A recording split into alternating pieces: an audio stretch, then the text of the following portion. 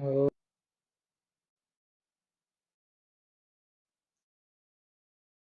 oh,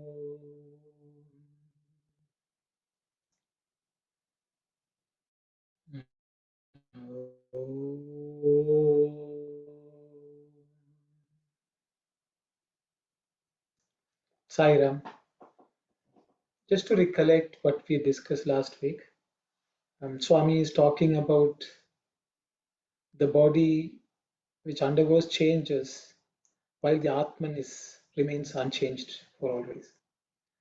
And he also spoke about the dualities of life, the joy and grief, and they should not be affecting the Atman because the Atman is not affected by them.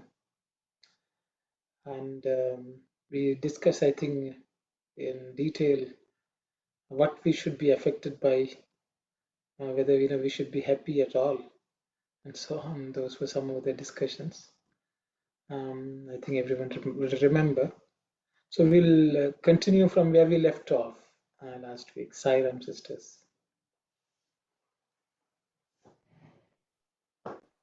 Sarah, now consider this.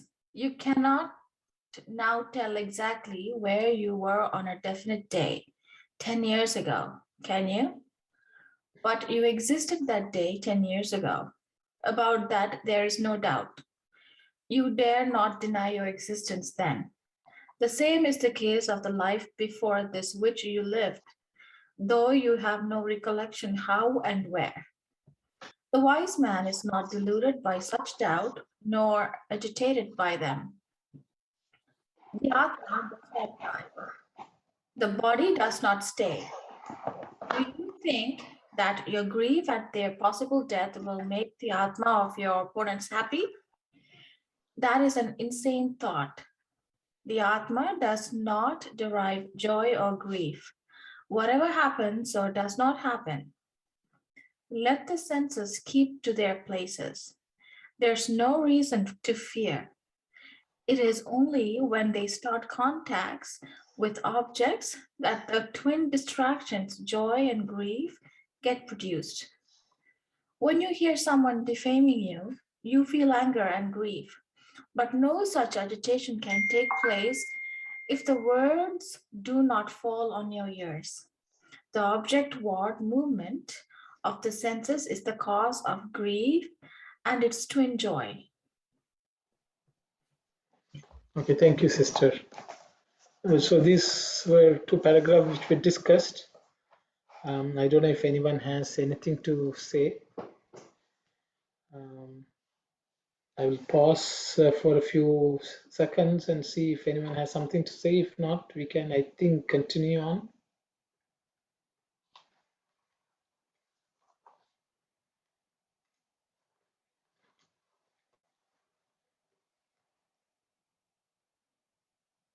Okay, then I think we will move on, sisters. Sarah. It is like heat and cold. When it is the cold season, you crave for warmth, and in the hot season, you crave for coolness. The sense object contact is exactly this. So long as the world is there, objective contact cannot be avoided. So long as the burden of previous births is there, the joy grief complex cannot be avoided. Still, one can master the art of discipline, the secret of avoiding them or bearing them without bother. Of what use is it to wait till the waves are silenced before you wade into the sea for a bath? They will never cease. The wise man learns the trick of avoiding the blow of the onrushing wave and the drag of the receding wave. But a sea bath is essential. Some people avoid that very thing because they are too idle to learn the art. Arjuna, wear the armor of fortitude, of tiksha, and the blows of good and bad fortune can never harm you. Tiksha means equanimity in the face of opposites, putting up boldly with duality. It is the privilege of the strong, the treasure of the brave, The weak will be agitated as peacock feathers. They are ever restless, with no fixity even for a moment. They sway like pendulum, this side and that, once towards joy, the next moment towards grief. Sairam, thank you. So Swami is talking to us about not being affected by the dualities, joy and grief, sorrow and happiness. Swami is comparing it to the heat and cold. That these are natural phenomena, and we have to put up with them and use them accordingly. So Swami says what we have to do is we have to wear the titiksha or fortitude of putting up with these dualities and changes. So I don't have anything more to add. I will open it up for in discussion. Sairam, everyone. Anyone can say if you have something to say, please.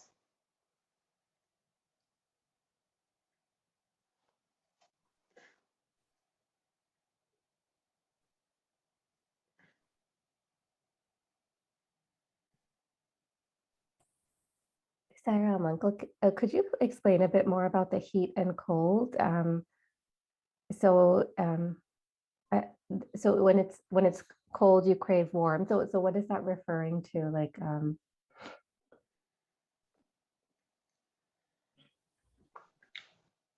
I think what Swami is saying is when it is common for the man, I think human beings, when they have to encounter the heat and cold, which is a natural phenomenon in this world, when they are in a heat, during heat they want cold, and when it's cold they want heat. So although Swami has not spoken much here, but Swami has talked about it. For example, heat and cold are actually useful principles. Swami says when you are suffering from hot weather, if you're looking for cold, and so what you do is at home you have some air conditioning or something like that. So what it means is that cold is also useful, because cold is useful when it's hot. On the other way, when it is completely cold outside, you are looking for heat. So are you not aware of the benefit of heat and cold? Okay, we complain about the weather outside, but the God has created the other aspects of the opposites also, with which we can actually counter, and we can lead a completely good life. So one cannot complain that heat is bad or cold is bad. It all depends on how we use it. So what Swami says, the sense objects are also like that. So when you're caught in between the hot and cold, when you're affected by the heat, you want cold. When you're affected by the cold, you want heat. So once you get caught in this switching of temperatures, okay, you don't have much of a choice other than to, counter them. So what Swami is equating that is to the sense objects also. Our craving also happens because there's a need, and so you want to be full, you want it to be fulfilled. Okay, and the need comes out of the blue. The need also can come. Suddenly you feel like eating something, or going somewhere and looking at something. So that is something which we have created, and then the senses objects have to satisfy them. So what Swami is saying is, because this happened because you're caught into this in this duality. I think that's what Swami is trying to explain. The reality is that, as Swami said, joy, grief actually cannot be avoided completely.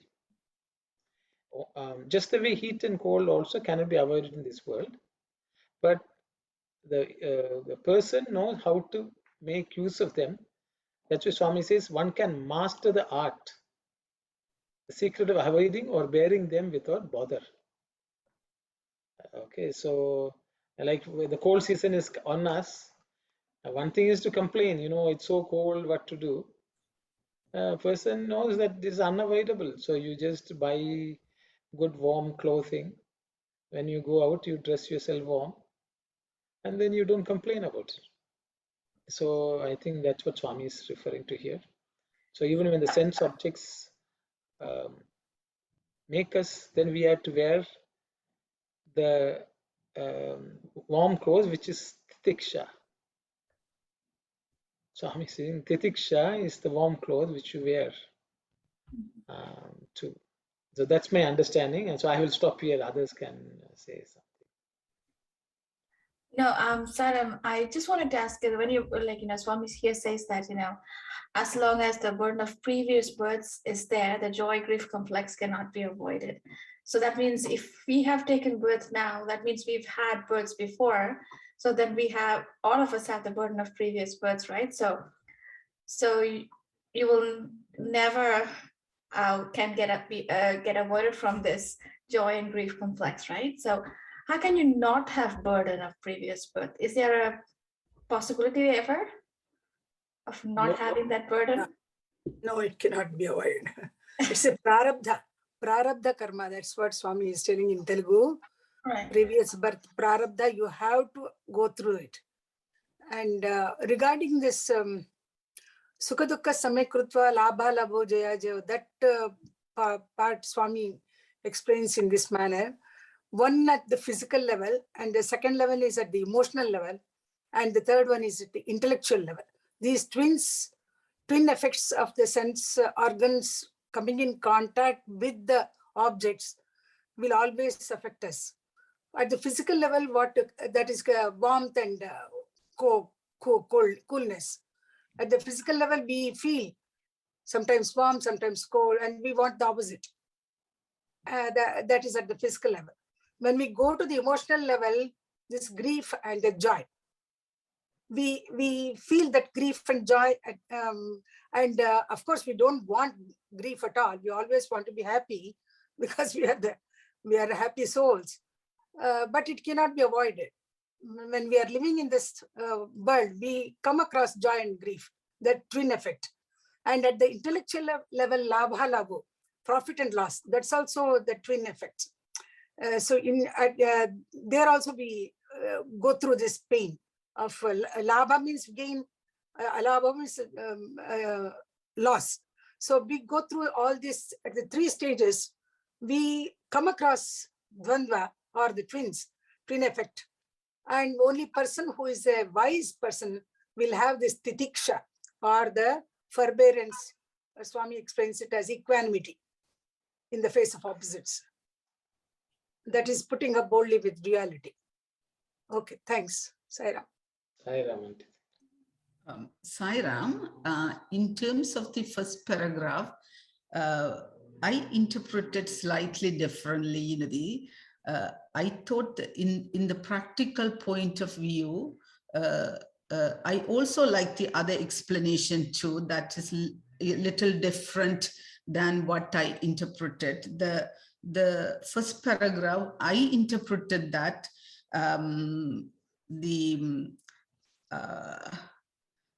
if I am a wealthy person, for example, and I will crave for peace and happiness. And if I'm not that wealthy person, or it's like below the underprivileged person, I always crave for the wealthiness. So Swami is saying here in my interpretation, those are natural and it cannot be avoided as long as we are human. We always crave for the opposite side. The very, very billionaires or the wealthy people, they will always go to a peaceful place just to enjoy the peacefulness and the happiness. And the poor people always, crave for the wealthiness. And when I will get a house, when I will get the other sort of, the worldly, the wealth or the other facilities and those things, Swami says that it cannot, as long as you are a human, this duality cannot be avoided. You have to live with that. That is very natural. You always crave for the opposite side. That is very true. If I am in a very the underprivileged family, I always crave for other things. That cannot be avoided at all. So Swami says that that cannot be avoided, but you master it to get the happiness in between of these two. And also in my explanation, I come to the second paragraph, and Swami talk about the swimming. The wise man learns the trick of avoiding the blow of the onrushing wave and the track of the receding wave.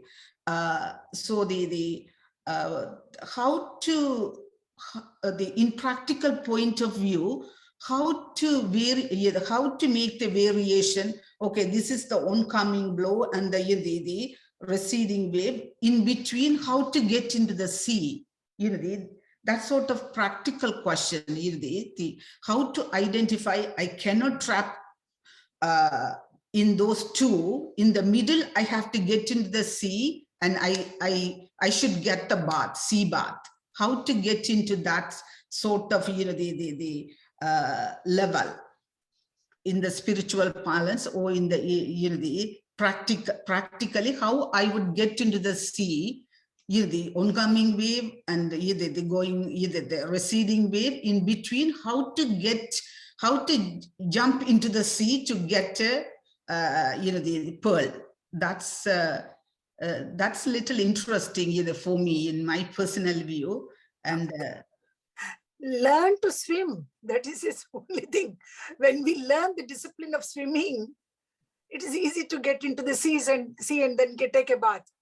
That's the only way. That means we have to learn the trick of forbearance, or we have to learn the art of that discipline of titiksha, forbearance. To take a bath in the sea, we have to learn swimming. That is the only way. Otherwise, you cannot get into the sea at all. I understand that like that. Saira. Also in the swimming, in the practical life, what is swimming? What is equal to swimming? In practical life, we learn to put up with opposites, dvandva, duality. They will come. You cannot avoid them. Learn the discipline of putting up with that. That's what Swami is trying to say. That word titiksha teaches us to forbearance. Maybe the balancing perspective, Swami is saying that if I don't have the balance to be in the sea, either I will drop down or I will die. Now I understand. The Swami brings into the equanimity. In order to survive in the sea, we need to have that the balancing perspective. In both sides, the joy and sorrow, or the any kind of duality, we have to have that balancing perspective. Okay, I got, thank you. Saira, in that definition of titiksha that Swami is giving, equanimity in the face of opposites, that also sounds similar to like the definition of sharanagati. Is there a difference? No, sharanagati is different. Titiksha is to bear, to forbear, the forbearance or fortitude or equanimity in the face of opposites. That's what Swami is trying to do.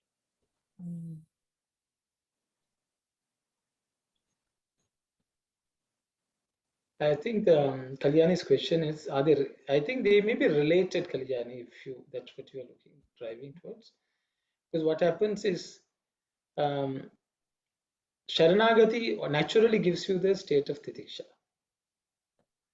Okay, that's the easy way to cultivate titiksha. People who don't surrender also can try to cultivate titiksha, but when you surrender to the Lord, I think it's easier to cultivate that. Because naturally you will put up with anything because you have surrendered. Because you surrendered, then knowledge that you have surrendered and the Lord is looking after will make you deal with things differently, I think. In Shad Sampatti, when we read Shama, Dhamma, Uparati, Titiksha. Titiksha, Shraddha, Samadhana. Yes. So among them, I think one of the Yes. disciplines is Titiksha, Shad Sampatti. So the way I understand Kalyani is, so the auntie said, this Shat Sampatti, I think Swami has, I think 4 qualifications for a devotee. I think we have discussed, I think in Sandhya Nivarni. Yeah, Viveka, Vairagya, Shat Sampatti. Yes, so that is one path of, how we travel towards the Lord through devotion. But when you come to the state of surrender, you are a devotee. Without all these, you may not be able to even surrender. But once you are surrendered, we'll have these in ample measure. All these 4: Viveka, Vairagya, Shat Sampatti, and okay. So that's my understanding. Okay, thank you. And I think to Narmada's point, I think she was saying the joy. How do we overcome the burden of previous births? I think the burden will not be burden as long as you find how to swim. Okay, because until you learn to swim, the burden is there. After that, even though that is there, the experience there is not a burden anymore, I think. So I think that's what Swami is saying here. And maybe one more point I wanted to mention, generally we think we all like joy, but we don't like sorrow. I would say, maybe it's not true, because we tend to be sad only because we like to be sad. Then, you may say, no, that is not true. What happens is, we are all happy and everything is good. And then what we will say, it's a new movie which has come, a lot of melodrama. Why don't we watch? And we watch, and there will be somebody suffering and crying, and we will also mentally sympathize with them and suffer. Okay, because there is why? Because we get some enjoyment out of even sorrow. See, because of that habit, when something bad happens, we right away, so it's a good opportunity for us to feel sad, and we will feel sad. But if you lose that attraction for sorrow, you will not be affected. So I thought I will just share that. Okay, Brother Dasan, you have put up your hands. Why don't you say? Brother. First of all, we have to thank that we got the human birth, because God gave us another opportunity to reach to Him. So only the human can do that one. And all the duality, because the grief and happiness, everything we are looking at duality. If you look at our excrete even, God is there. We don't want to look at that one. We don't want to smell that one. So God is not looking at duality. So we are saying we are God. So why we are differentiating? So when even cold and hot, we are living in Canada, we had to accept that one. The cold will come. So it's not going to affect you when you wear the proper clothes and everything. So this is my understanding. Thank you, Saira. Thank you very much, brother. Thank you.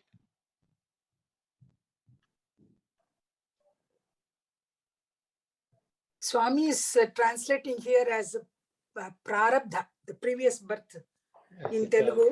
Yeah. ప్రారబ్ధమునంత వరకు సుఖ దుఃఖాలు తప్పవు, అయితే వాటిని భరించుకుని విద్యను ఉపాయమును నేర్చుకున్నాం. We should learn the art of putting up with it and or trying to avoid them.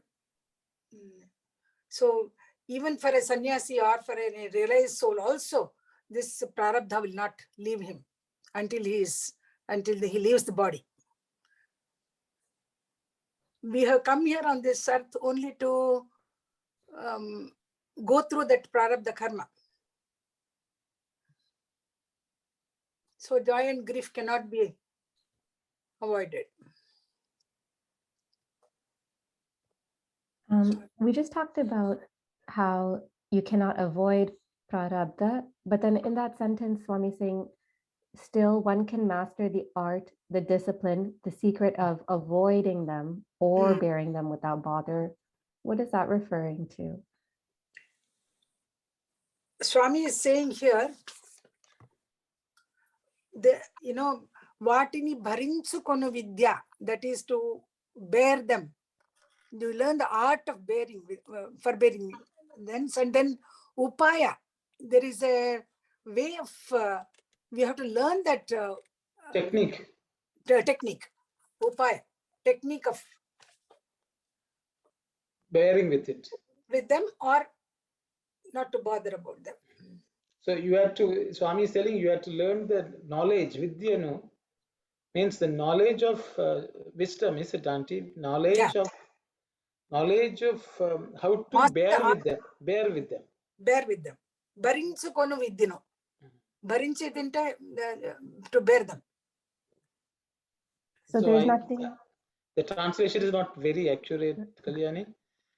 They are saying avoiding them. Swami is not saying avoiding them. Swami is only talking about bearing. Okay. Okay.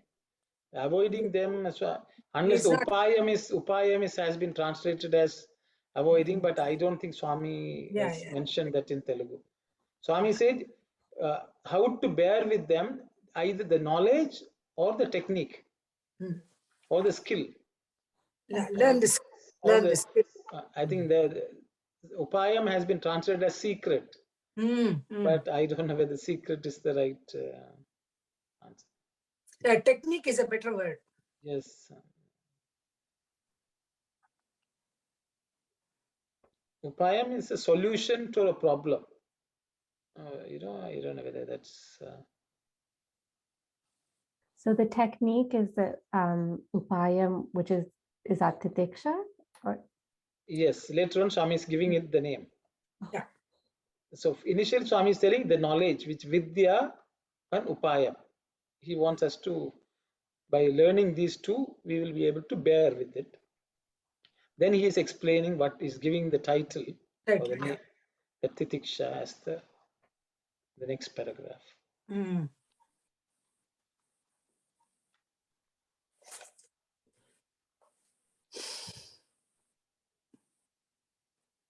Swami is using many ways of explaining it to us so that we understand. In the second paragraph where Swami says, some people avoid that very thing because they are too idle to learn the art. I guess, is that referring to like maybe Arjuna, how he's trying to avoid the battle, or? Yes, which you can say yes. Running away from it, yes.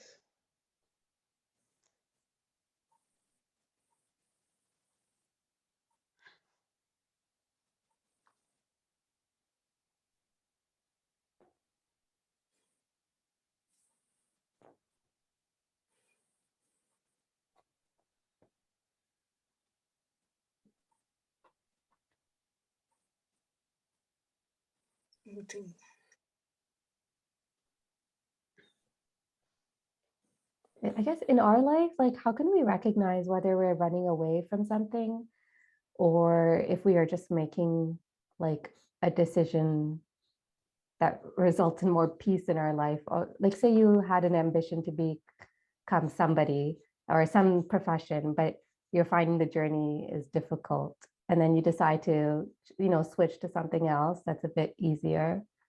I mean, is that running away, or is that just making a choice that's better for you?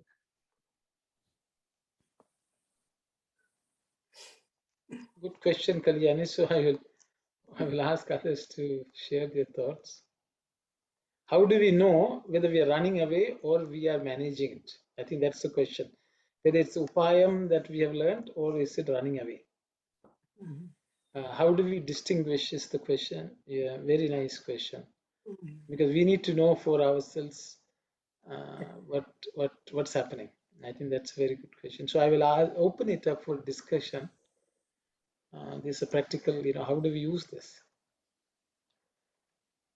Can I, Sai Ram, this is Yes, Shifa. Sai Ram, Can I, sister. yeah. I hope the example I give you, maybe that will help. There was a time when I was very indecisive that this is a career path, should I take for the X or Y? I know for X, there was a lot of work, a lot of, that was my passion. And there was a lot of study and commitment and money and all of that was needed. So, and I was ready to take that path, but I didn't pass the exam. So I sat in front of him and I said, okay, I'm going to try one more time. I'm going to do my due diligence one more time. And based on X number of reasons, I will do my thing. And if I don't clear this time, then it's an indication I'll take from Bhagawan, from you, that I have to move to the next one because of my resources, because of my mental capacity. I don't think so I can go further out of it, but show me the indication, show me, but I'll try second attempt. And I don't know if I think I have shared with this group that I didn't give the exam, but I passed that exam. So right away, he gave me the indication, no, stick to this. You don't need to go that way, because second attempt, I know I would not have passed because I was busy with, center activities and collecting donations and all of those things. So I put in front of him and very sincerity. And then I told him, I'm not going to go to this one. I'll go to the Y profession. And then he said, no, you have to be with this career. That's my experience. I'm just sharing with you. But I was very sincere that I will try 2 times. And Swami, after that, I don't have resources. I don't have mental capacity. I don't think so. You show me the vision. You show me guide me, whichever way you want me to go. Sorry. Thank you very much, sister. Any other thought, please? So Sai Ram, brother. So if you are in the professional, if you want to study something, your goal and your concentration supposed to be on that one pointness. You are not supposed to partake in other subjects. Your concentration until you finish that one, whether you're going to be successful or not, your concentration is supposed to be there. Then there's a possibility you can win that one. So here in the war, Arjuna came for the battlefield, and we all decided before everything he accepted. Now he's telling some to avoid the war. He's talking about some unwanted things that mean he's running away. Thank you, Saira. Thank you, brother. Hi Ram, this is Sapu Auntie. Yes, Auntie. This is a life experience for everybody. If somebody is defaming you, at the beginning, it will start, your mind and your senses will start working in you, and you get sad and affected. But now that we are learning so much from Bhagavan's teaching, quickly we can come out of it saying, wait a minute, this pain and this hurt is only for the body. The soul is not getting any way affected. So that knowledge will allow us to come out of it and take the peaceful path. This is what I think, and now that we can do. Thanks, Saira. Thank you, Auntie. Thank you. Sairam, brother. Yes. So Diksha means equanimity. To face the opposite. So face the opposite means the opposite itself. To understand, you have to know what is going on the other side. Otherwise, Titiksha, you have to know both sides. And always you have to make a decision. So no, without decision, then you cannot, I think we cannot maintain the equanimity. Just keeping, that's why Swami is saying boldly take the face it, right? So we have to, so in order for you to understand right or wrong, or when you think that is an opposite, why is opposite, you have to understand. I think that's the way you can make a decision and you can maintain the equanimity. Without knowing the both side, I don't think you can maintain the equanimity. This is my view. Thank you, Sai. Thank you, sister. Anyone else has something to say? Sairam, for Sister Kalyani's question, whether I am avoiding or running away from the situation, I think we cannot put a clear cut, the line. It's like a line on a sand kind of, for some people it could be meant as avoiding, some people it could be meant as running away.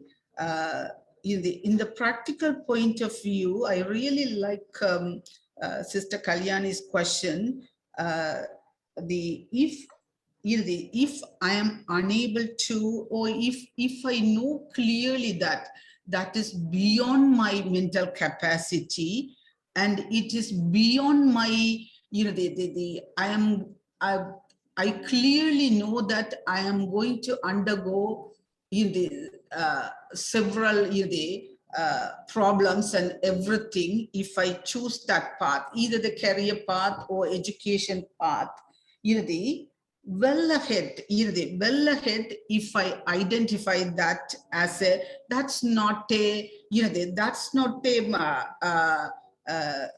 path for me. There are so many different paths to reach code, but we select one of those, whatever I can move forward without having much hassles, or whether that is, for some people, even difficult path, that could be a piece of cake for them. They will move forward very enjoyably and they will reach the goal. But for me, if that is the path, I can peacefully, maybe safely and enjoyably, if I reach that, my understanding, that cannot be considered as running away. Maybe in my prayer, I will ask Swami, I don't know whether I have chosen that the field, but I'm not sure, you get this, Sivani, Sister Sivani has already indicated, you give me an indication, whether that would be good for me or bad for me, with that firmly in my heart, even if I avoid or if I make a firm decision based on my firm belief in Swami, that cannot be considered as running away. With my firm faith in Swami, I have made a decision that would be suitable for me, and that would be workable for me. I don't know how I would treat that as a running away from that problem. If I well ahead, if I came to know that that is not that this is not the path for me. Thank you, Sairam. Sorry, Sister Shivani, I know your hands up. I'll let you. No, sister, you go ahead. Sister, you go ahead. No, I just thank you. I just wanted to add to Sister Shivani said too, because I have seen in my experience when I was faced with options or situations or difficulties, sometimes I know Swami does say that you have to try your best to do whatever you want, let it be career, let it be life, whatever. So I always try my best to my 110% if I can, and I also say to Swami, because this is what my based on my limited experience, my limited life or whatever, this is what I am I am kind of being faced with or having to deal with, and I'll do my 110%, and please guide me if how to go, because so in that way I'm not really running away. I'm facing things, whatever being thrown at my path, with 110% effort as much as I can. But if it is not for me, and when I do that, I've seen there are some sort of guidance or some sort of sign or something is given to me by him, so that either I face it with ease or another option is put forth with some sort of help and I move on. I mean, I've seen this ever since I came into Swami's fold and when I took this approach. So you're not really running away. You are doing your 110% to face it. And if it is not for you, he has given you some in many form, different forms. Some like recently I said, I was sharing this view of aunties, one of the situations, I got a mail from Puttaparthi. Whatever that I ordered, I got some sort of books come to, and that gave me a sign, okay, this is the path I should go. Or when I was studying, I would get, if I'm having difficulties or whatever, I'll get some sort of guidance from my guidance counselors or friends or whoever. So in that sense, I believe in that. So if you surrender and do your best, you get it. So this is my 2 cents from my experience. Thank you. Thank you, sister. So, Sister Shivani? Again, it's just something which works with me. And I open Brother Aruna and Auntie to correct, maybe add to my thinking as well, because that's what the study circle is all about. I have learned over a period of time that the choice of words help as well. When we use I'm running away, avoiding, of course, that gives a negative connotation rather than using, oh, I'm looking at the alternative path. Why I'm saying is I have been in a career where I started my career as a facilitator, training newcomers, internationally trained professionals, finding a job. And they always used to complain, oh my God, when we come here, we have to start from zero. And I said, okay, rather than saying zero, why don't we use a word? Oh, I have to take a dip to come up. So we are taking a dip and then we will progress where we are based on our capacity. So the word many of my participants have said that helps me rather than saying the word zero. I have to start from zero, from scratch, because Canadians, they don't understand. So rather than saying, let's take a little dip and then we will move upwards based on efforts we put in. Second thing is, I've always, of course, with Swami's grace, as Arjuna, I try to rely on him, his guidance, my Sarathi. Why should I think about it? I just need to put efforts. Let me surrender. Let me talk to him.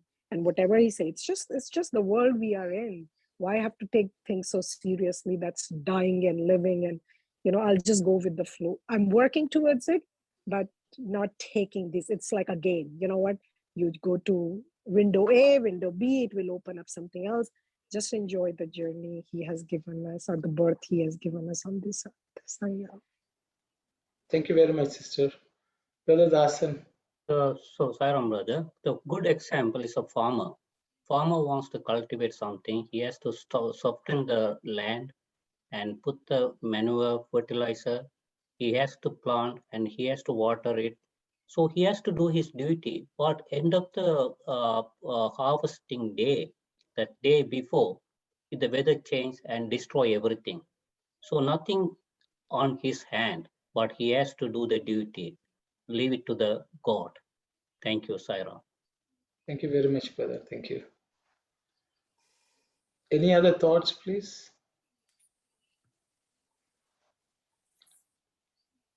I feel there is a predestined path for everybody. Of course, with Swami's grace, Swami gives us the proper spiritual path for us to follow. And regarding Kalyani's question, I feel there is a destiny which is guiding us, which is taking us along with its path. That's what I feel. And Swami's grace, of course, works for us. Swami will definitely help us to find out a better alternative, as Shivani said. Kalyani's question, we are not running away if you are choosing the other alternative path. It's not the question of running away from that path which you have chosen first. I feel so. Anyway, Saira. Thank you very much, Auntie. I think Brother Yoga Kumaran had put a comment, so I'll just read that. He says, chasing by a dog, if you run away, dog continues. Once you stop, the dog also stops. So, so that is Titiksha, I guess. But it was a wonderful question from Brother, Kalyan. one Yes. more question. One more question. Tiksha mean equanimity, right? Then why the opposite thing is coming when the equanimity, when we are talking about? And when equanimity is there, why we are thinking of opposite? That also something I wanted to understand in this paragraph. Thank you, Sai. Okay, thank you, sister. I think we'll come to that question. So maybe I will also share, it's wonderful discussion from everyone. Everyone has shared. So I thought I will also just put my thoughts in the pool, so anyone can pick up whatever they want. I think a few good questions come, because the reality in life is, if we are good at, for example, in a given situation, we are taking an approach. I think we don't want to say we are running away. We don't want to say that we are zero.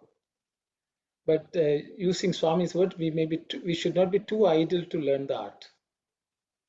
Swami says it's an opportunity for you to learn the art. Are you making the effort to learn the art? I think the question is, all of us may not be master swimmers.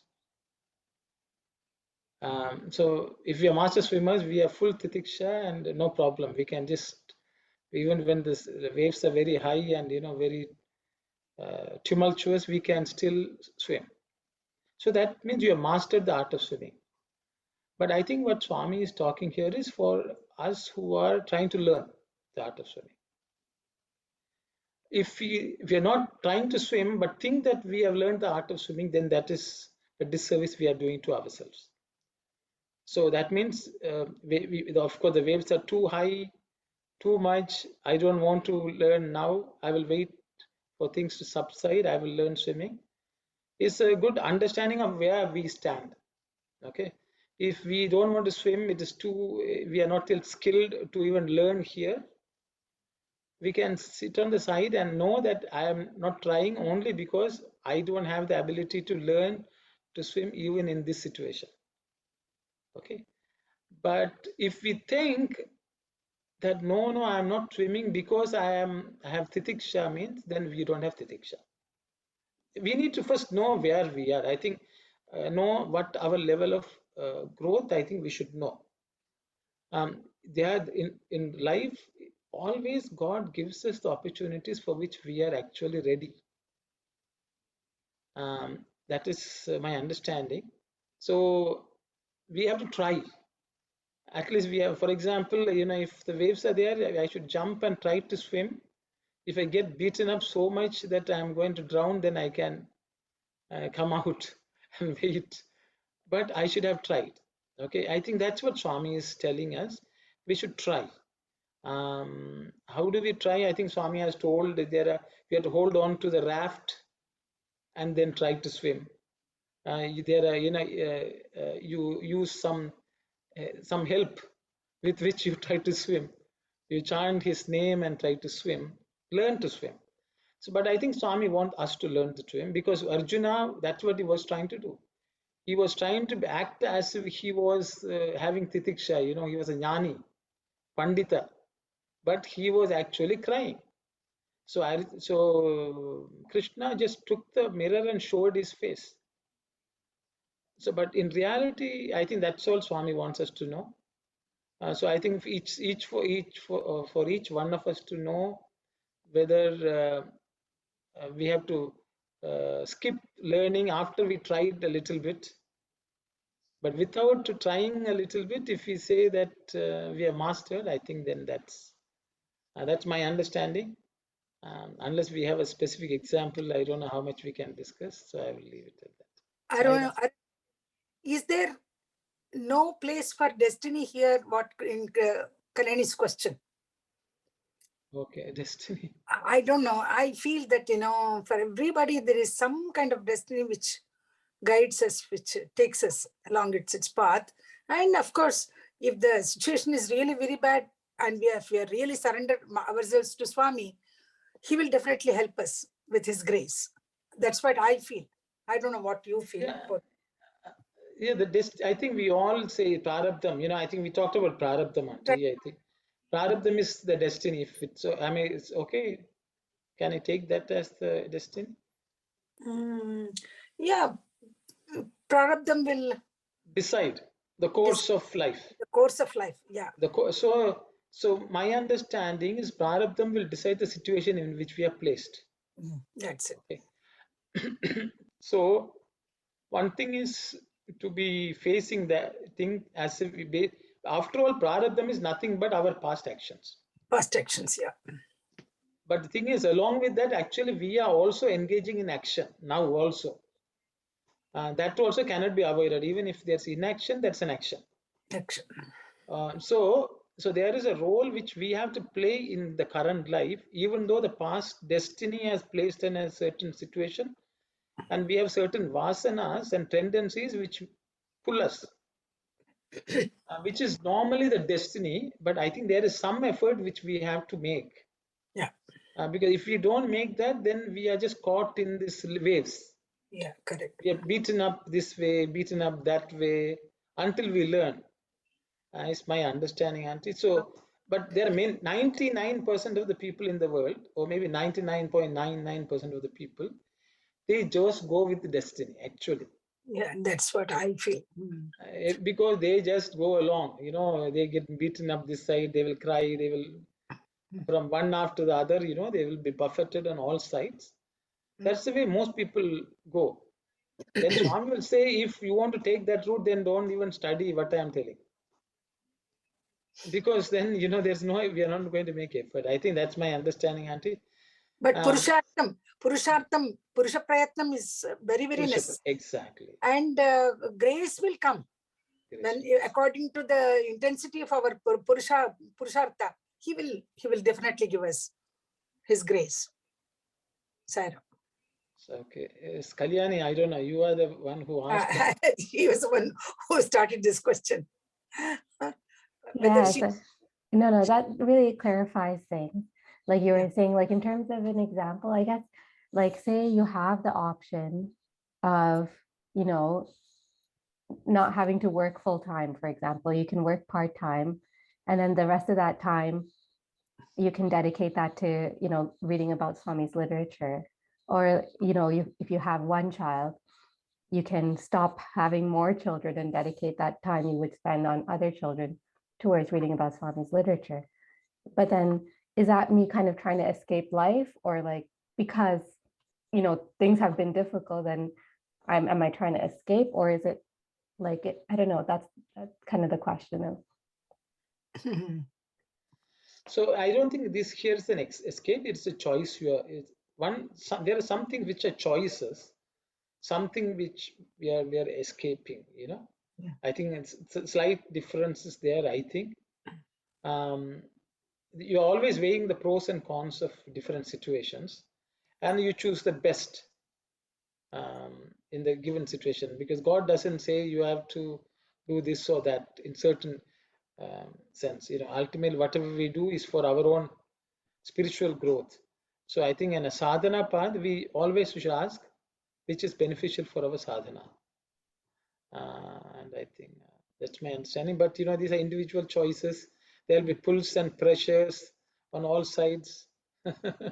Yeah. So that's life. We should go. So the thing is, the way I look at it, some people will not even worry about it. They will say, I will face whatever the circumstances. That is a state of surrender also in some cases, when things are unavoidable. I don't know, we'll see. And I hope it's okay. Yeah. There's no final answer for us. Once we have the final answer, we are swimming well. We will go to Sister Aruna's question. She's asking equanimity, and why, if there's equanimity, why we are talking about the opposites. I think it's her question. Titiksha is not necessarily equanimity, sister. Titiksha is forbearance, okay, fortitude. When there are differences, you should be able to bear with it. Means there will be some level of suffering. When you are mastered Titiksha, you will have equanimity. When you are mastered, is my understanding. Yeah. Until you master, you are going to be pulled this way, that way. So this is an intermediary stage until you reach final stage of total equanimity, which is the state of Sthita Prajna. Actually, Swami is, that is already Swami mentioned, it's the last few verses in the chapter 2 talks about Sthita Prajna, one who is unaffected by the dualities of life. Okay, so but until you reach that stage, you have to cultivate Titiksha so that you go to that stage. That's the final stage, is from what I understand, sister. I don't know. I've told what I think. I will open it up for discussion. Brother, in order then, so in order to face opposite that mean you are analyzing that situation. Am I right? So opposite, to face it, you have to know the right. So both sides you have to know, and you shouldn't run away. That's what the second thing is, second paragraph. So that means Swami saying you make a decision. See, you are saying over two sides. That's what you are saying. Okay. Yeah, both. because when you analyze opposite, mean there is a right side, is you are thinking you are on a right side. Sister, in that case, we are making a choice. In this case, we are reacting to an experience. See, in cold and hot, if cold has happened in winter, do you have a choice of hot? No. You have to face the cold. Okay. You don't have a choice there. The only choice is, okay, you go to some warmer climate. Okay. But the thing is, then that means you are going away from the sense of cold. You don't want to, you want to avoid being in the cold. But Titiksha is wearing some warm cloth and walking into the cold. Okay. So if you say, I don't want to face cold, period, that means you're actually running away from cold. Okay. There's no choice here. Okay. It's when it's hot, for example, summer is burning sun. That means you have a choice. No, you don't have a choice. Then you either you run away from the heat, or you put up, you do whatever you have to so that you can face the heat. Okay. So Titiksha is to face it, not to run away. Okay. Okay. Face it with all patience and face it with equanimity. That is what Swami is saying. You have to face it, but don't take it very seriously. With peace, with love, face the situation. So let me share my first test of equanimity that happened yesterday. I broke my favorite serving dish. I looked at it, I said, should I be sad or happy? And I said, forget it, Shivani, whatever it is. So I think I passed that first test of equanimity. Nothing happened to me. That means you're attached to that bowl. No, I was. You were attached yes. to. That's why you felt in the beginning. But afterwards, it became all right. Yes. So you are practicing detachment. That's fine. That is not equanimity. No, she gives the opportunity to cultivate, learn some equanimity, Auntie. Yes, yesterday. I looked at the pot and I said, Shivani, what should be your situation if Swami is there? Don't worry about it. It's just the pot.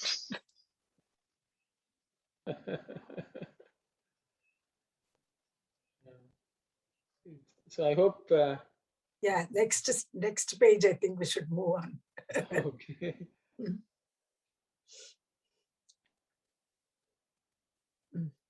Here, some pause has to be made on the one point. Fortitude is different from patience. Diksha, equanimity, is not the same as Sahana. Yeah, that's how I said, I don't know why. Sorry. Again, they're translating Titiksha as equanimity, but it's okay. No.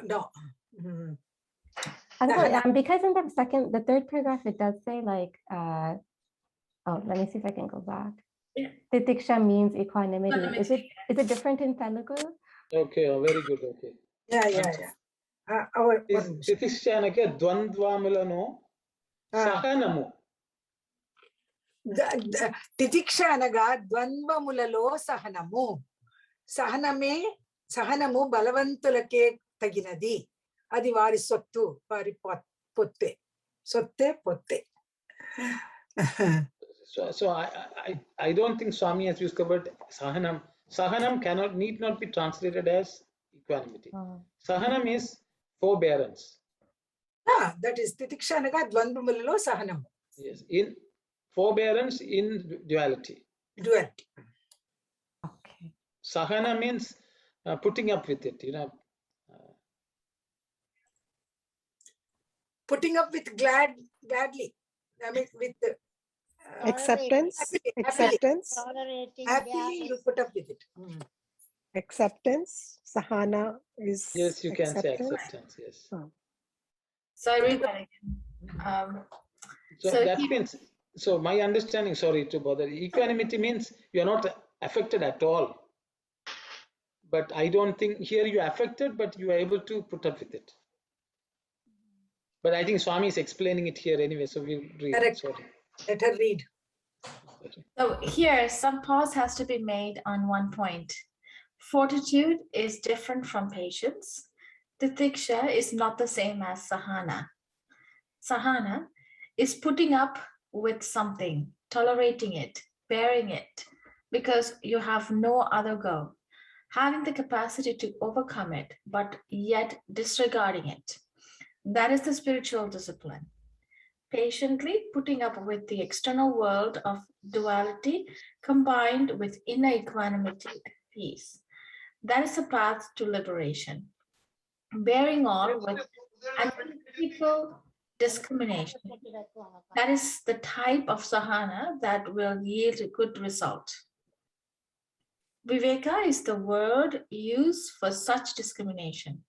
It means the capacity to recognize what is called the agama-payana, nature of the objective world.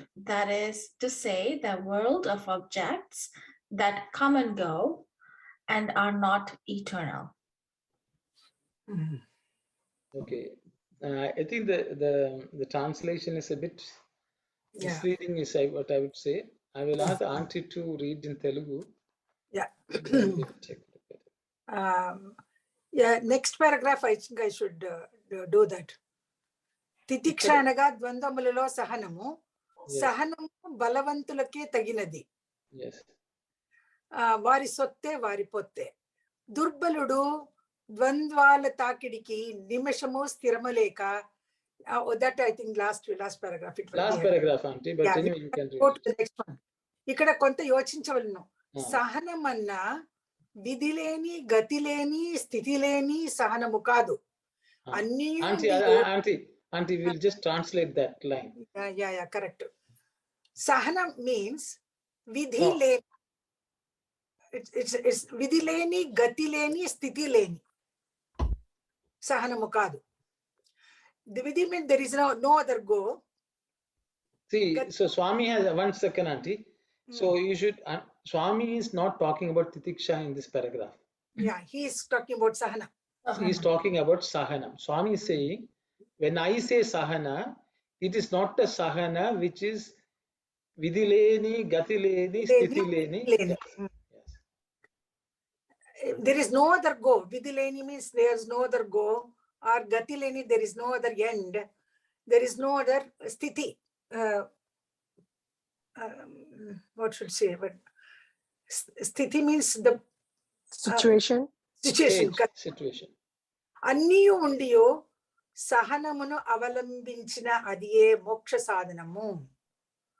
బయట కాంతితో పాటు లోని శాంతి ఉండవలను. వివేకముతో కూడినది సహనము.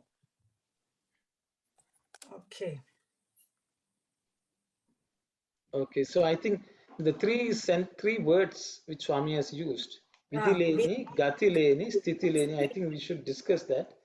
Yeah, we should Because, discuss. see, because in the previous paragraph, Swami has said, titiksha means sahana. That's done. Okay. So in this paragraph, it says titiksha is not the same as sahana. Is a wrong translation. Okay, number one. So I think we should put a strike. Okay. Swami is saying sahanam means one thing you have to consider, which is sahana means it is not vidileni. Vidileni means there's no rule. Okay, this is the way you have to do. Okay. And no other go also will apply here. No other go. So it's you are vidileni. Gatileni means that go, no other thing to do. No other choice. No other choice. No other choice. Okay. Sthitileni means you don't have the ability. Yeah, ability to put up. Okay. You see, for example, if you are unable to put up. So the thing is, for example, if you are put in a situation so badly, there's no escape. Okay. You don't have a choice. I have to put up with it, so I will put up with it. Type of feeling we should not have. Okay, if you no escape, forced on us. Because of that, I am putting up. If you think like that and put up, that is not sahana at all, is what Swami is saying. So sahana is something with choice we make, with discrimination we make. And that is what Swami is trying to explain in this paragraph. I don't think that comes through. It comes through and it doesn't come through. See, no other go, having capacity to overcome it, but yet disregarding it. See, it is not as if, for example, you are a big person, a weak person will come and hit you. Okay. You still have the ability to hit back at that person. That means you have the sthiti. You have the ability to hit, but you don't hit. There are many people, if I am weak and somebody big is hitting, and if I put up, I can't say, no, I have a full titiksha. No, you are not hitting only because you are scared of hitting, because that fellow will hit you back, because your sthiti is so poor. So in this case, your sthiti is such that you can react, but you don't want to react. Okay, that is sahana, number one. Or gati leni means I don't have anywhere to run from this, so I have to take the beating. Okay, so that is no other go. We can't go anywhere. You're caught. Then the vidhi leni means there is no method. You still know how method through which actually you can avoid the strike. You can avoid, put the other person into some trouble.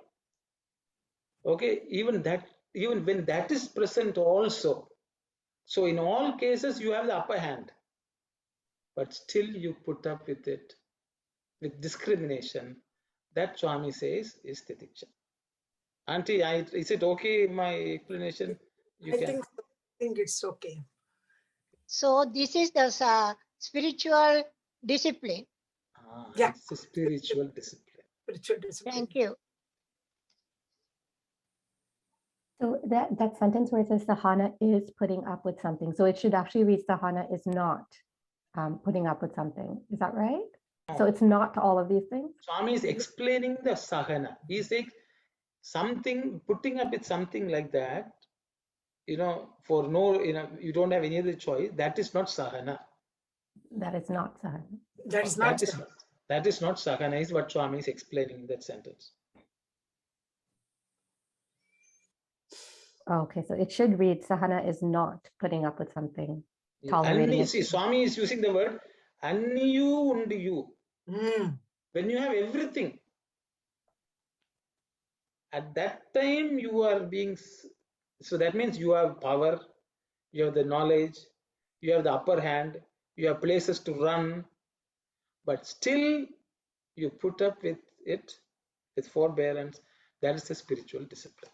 That is sahana. And for your inner peace. You're putting up because of your inner peace, right? Yes, yes. Avalambinchina adiyes Moksha sadhanam. moksha sadhana. So I mean that is the moksha sadhana. It's for liberation. Path of liberation. Sairam, Auntie said 3 terminologies. Yeah. Something vidileni, kadileni. And what is the one for first one? Vidhi. First one, putting up with something, that is vidileni. Gatileni. Then next one is gatileni. Vidileni also can means it is my vidhi. What can I do? My destiny. Yeah, that's all. What is the third one? Vidileni, kadileni. The third one? Sthitileni.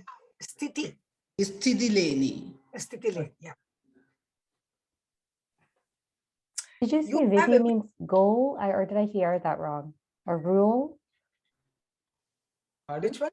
Vidhi, did you say that means no rule or no goal? No, we have to go. Gati leni means no, we have to. You don't have any place else to go. That's what gati leni means. No other choice, you know.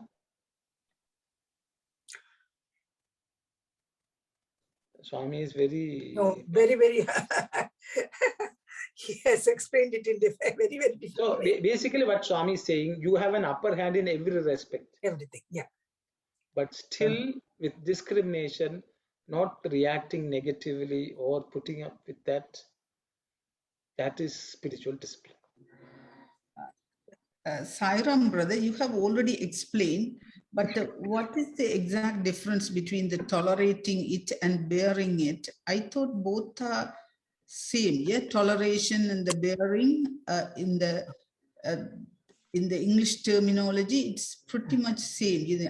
No, Anandi, sister Anandi, tolerating is, you are putting up with something with a kind of resentment and with a kind of negative attitude. It is tolerating. It's a negative attitude because, you know the other person is at fault and, you are showing patience and putting up with that person. That is tolerance.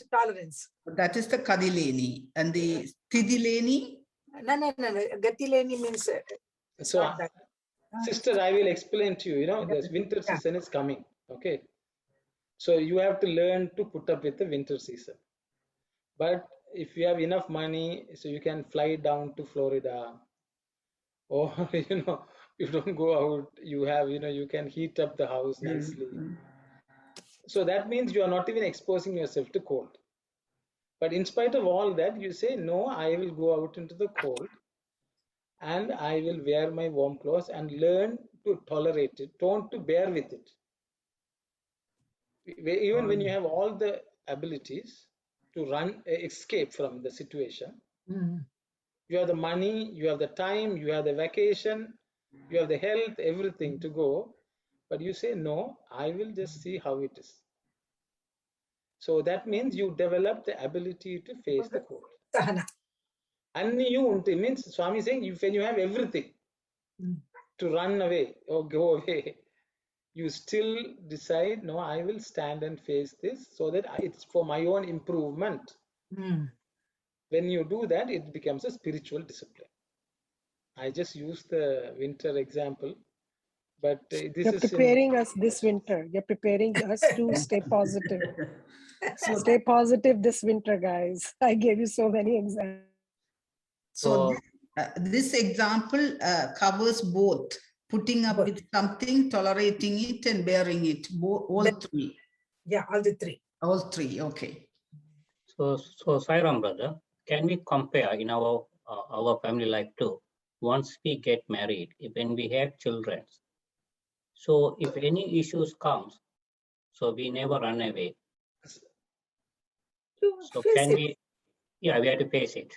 So with the result of the outcome, so can we put it in the family situations, how we deal it? So we normally don't run away. We face it, yeah. Thank you.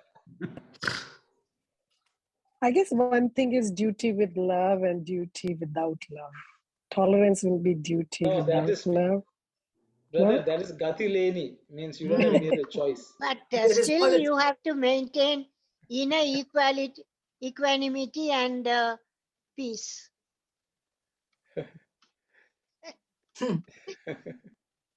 There is no other choice. Gati means there is no other choice. That is the best translation. So the translation, this paragraph is not very good actually, unfortunately. So the line which is Titiksha is not the same as Sahana is wrong. Sahana is putting up with something, tolerating it, bearing it, because you have no other go, have the capacity to overcome it, but disregarding it, that is spiritual discipline. The sentence is a bit, so have the capacity to overcome it, but yet disregarding it, that is spiritual discipline. That portion is right. But tolerating it and bearing it because you have no other go, that is very, very confusing. So if the translation should be, Sahana is not patience because you don't have the choice or ability or status to deal with it. But when you have everything, but still you decide to put up with it by choice and by discrimination, then that is the real Sahana. Auntie said, okay, Yeah, correct. That's the translation of the sentence itself. You have everything. As you said, that example of going to Florida during winter. You have everything, but still you decide not to go there and you put up with the cold here. That is Sana. That's what. And Uncle Dasan has a point, because I'm just thinking he's so right that your worldly life, not necessarily your life partner, might be on the same spiritual path as you are. And there might be some situation where, it gives you a little uneasiness, and that doesn't confirm with your belief, but you're putting up because there will be peace in the house. So I'm just thinking you're putting up willingly because the world you are living in, yet you are doing your own sadhana, maintaining your peace, equanimity, and outside when you see it doesn't confirm, but you're saying, no, this is my sadhana, I'm in the world, Swami has given me, wherever I can make change, but not with peace, with love in the house, not because I am spiritual and you are not, this is my right way. I have seen and I've heard many times that one person is more spiritual, one is not, and that's there where the rift is, and I would say the tightness comes in relationship. And I think the sadhana is, as I think as a woman and men, that how can we live in peace, maintain peaceful environment at home, bearing a lot of whatever is happening. Maybe it doesn't conform with me, but you know what, that's the world I am in. Let me just live happily and not lose my peace. I don't know, it's very, that's how I Sana. Treat like sadhana. That's what you're saying. That's what Brother Dasan was saying. Yeah, that's a good one. Everyone is nodding. So we have total unanimity. because we are going through that every day. That's why we have come to this conclusion. Every minute. But like you said, Uncle, like in that case, in a sense, you don't have a choice, right? But and in the example you gave of going out in the cold, even though you can go to Florida, but what's the benefit of doing that? Like, what are you gaining by going out in the cold? Isn't it sort of, why are you making yourself suffer if you have the ability to go to Florida, if you have the ability to have heating, why not use that? Like, I'm trying to think of an example where you have the choice, but yet you don't do it. And why? Like, what's the benefit of that? Excellent question, Kalyani, but I will ask others. So why is Swami forcing us to learn Titiksha? That's the question. And ultimately, in this example which I gave, I guess, about the cold, what do we benefit from this? Is the question.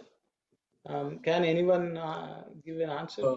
So Sai Ram, brother. So even though he has money and everything, he can go to Florida, but he doesn't want to go. He has to be, what is the duty? I have to be with the family, or if it is a wartime, I have to do my duty first. So whatever circumstances comes, you should not run away or you should not avoid the situation. So fight for it and win it. Thank you, Sairam. Okay, brother. Thank you. Anyone else has something to say? My take on is that if you have money, of course you can go, you can avoid this. And by bearing this cold, of course, you are showing how can I utilize that money maybe for charity. That's how I will take it. That why I'm running away from the situation. So why to run away from the situation? Can I use that money wisely for people those who really need, rather than for me to running away from the situation and go to a warmer place? That's how I will look at it. Sairam, Saira. Please go ahead, Anandi. Please go ahead. Thank you, Auntie. And I thought God has given an every opportunity to enjoy in the nature. So in South Indian people, they always go to Kashmir and to see just how to fold the snow.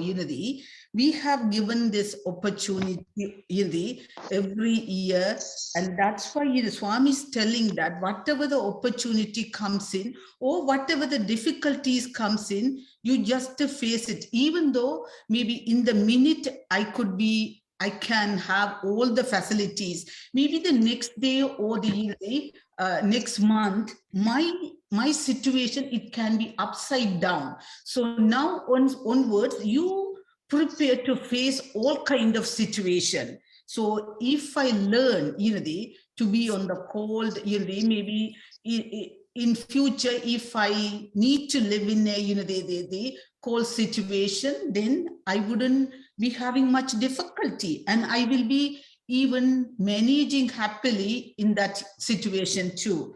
That sort of a thing I get it from here. Even though I can have all kind of facilities, avoiding the cold weather and going to the Florida in a nice, the vacational property and enjoy everything, still why I should be avoiding to be here and to, the familiar with the coldness, or even to face the difficulties with the coldness, just to prepare the future. If anything happen in the future, I am ready to face with my, the courage and everything. That sort of thing I am looking from this one. Okay. Thank you. Thank you, sister. I feel it's an opportunity for us to learn what patience means, what sahana means. And after all, this is the nature of the objective word. It comes and goes. Agama paina. The next paragraph says, it comes, the cold comes, then the cold will be over, and then summer comes, and then summer is over, then again fall comes. So this is the thing which come and go. We should not be affected by all these things. To forbear everything, whatever comes in our life, face it properly, face it with patience. Sahana. That is sahana. Sairam, I will define with the, I will run away, but only the duty may stop. So I think I will look at the duty point of view. Otherwise, I will run away. Thank you. Thank you. Anyone else has something to say? I would face the consequences, doesn't matter whatever it is. That's how the life. You can run away all the time. Sometimes you have to bear it. So I bear all the time instead of running away from the problem. Face it, and then you better strong and stronger. That's how the life teaches. Thank you, Sarah. Thank you, brother. Thank you. So anyway, it's very, very vigorous conversation. Good. I think there are a couple of questions. Sairam, thoughtful discussion. Take care, Sister Shivani says. Somebody wants it to be explained again. I don't know which one, but I think there have been enough discussion. Brother Yoga says, if the doctors run away in COVID time, what is our situation? That's why you have to learn to. So I think it's very nice discussion, because the reality is, Kalyani, I think others have also explained. Maybe I will also echo the same thought. The reality is, Titiksha gives us forbearance, which is actually strength, which we can cultivate. And because if we depend on Gati, Sthiti, and Vidhi, they will never be in our control all the time. So Swami says, rather than depending on them, you need to develop inner strength to withstand everything in life. So in this case, today we may be able to fly to Florida, but if come a few years down the road, when we are unable to fly to Florida and we have to stay in the cold here, if we have not trained ourselves, we will not be able to face it. So in life, sorrow and joy comes back and forth. If we do not know how to learn to deal with either sorrow or happy with equanimity or with forbearance in this case, let's put it that way, we will not be able to face other challenges which come down the road if we always take the escape route. So what Swami is saying is cultivate it. Cultivate it.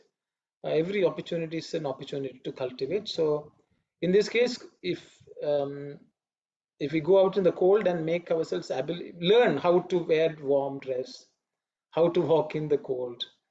If we learn this, when next winter comes and even when we cannot go anywhere, we will still be able to deal with it. So it's ultimately preparation, as I think Auntie Mani and Auntie Sister Anand have nicely explained.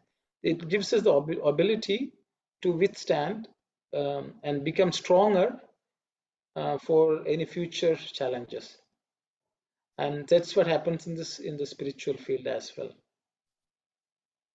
It's my understanding. I hope very good question and a lot of discussion, but I think hopefully each one of us took something away.